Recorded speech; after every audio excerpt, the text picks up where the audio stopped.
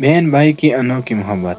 اماں دیکھ لو، میں کب سے گھر آیا ہوا ہوں، بھوک سے برا حال ہے، ابھی تک کھانا گرم کر کے نہیں لائی آپ کی لاڈلی بہن۔ ابھی لائی بھائی، یہ دیکھو شرٹ پر ہلکا سا داغ ویسے ہی ہے، تمہیں تو کپڑے بھی ٹھیک سے واش نہیں کرنے آتے۔ بہن لاؤ بھائی، یہ مجھے دے دو، دوبارہ واش کر دوں گی، یہ پہن لو، کل ہی اماں سے نئی منگوائی تھی آپ کے لیے۔ اف، کھانے میں اتنی مرچیں، پتہ نہیں کب کھانا بنانے آئے گا اس چڑیل کو۔ اماں آپ خود کھانا بنا لیا کرے نا، ایسا کھانا مجھ سے نہیں کھایا جاتا۔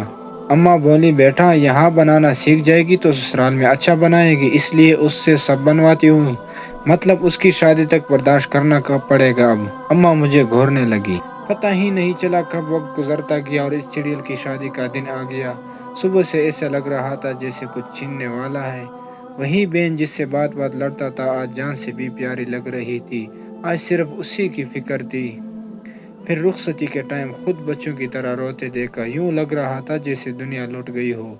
ہر وقت بہنوں سے لڑ کے، مگر جب یہ وقت آتا ہے جیسے جسم سے جان ہی نکل جاتی ہے۔